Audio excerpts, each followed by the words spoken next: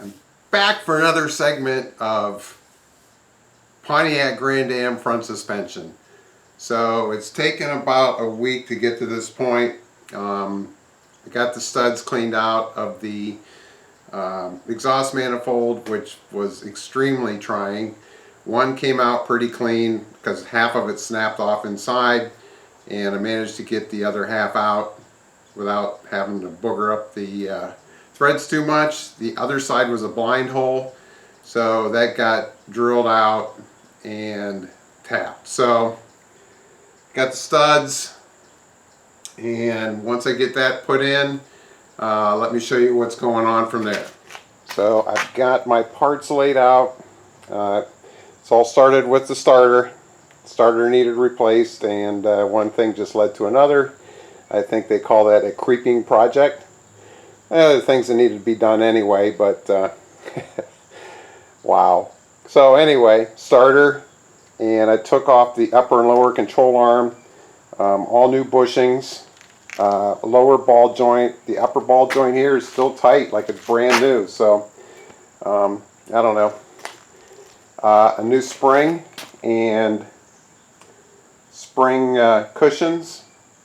There weren't any when I took off the original spring, which is right there, and you can see the piece that's broke off right there.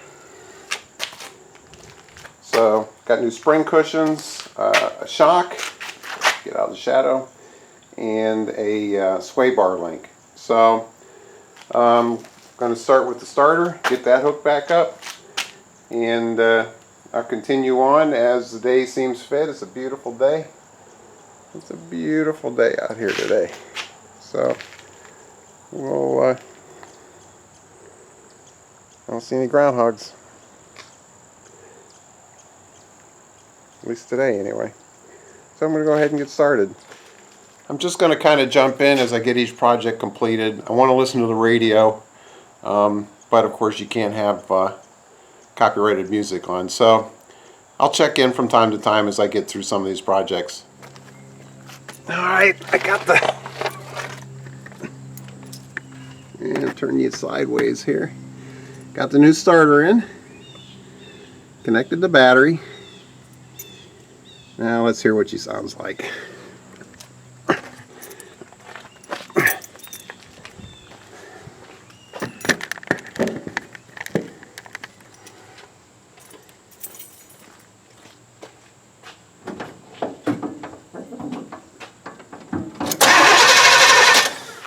I'm not going to mess with it, getting it started just yet. It hasn't run in about 2 weeks, so it would probably require a little drip down into the carburetor. So now I'm going to move on to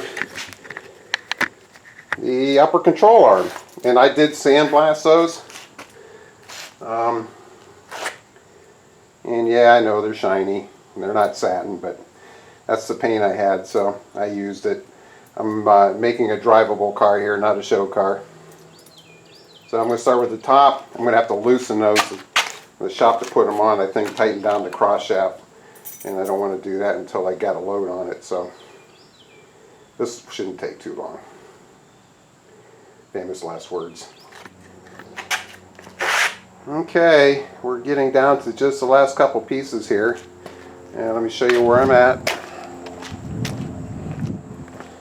So I showed you the starter earlier.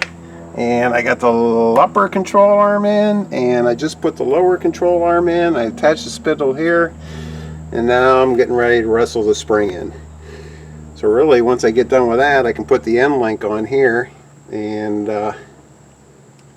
right there, and right there, and put the shock in, and I think I'll be about done with this little project. Alright, here's our newest update. I'm about done for the afternoon. Just got one or two more things to do, but before I put the wheel on, I thought I'd show you. So, I got the control arm on, the upper control arm, the lower control arm, and the spring.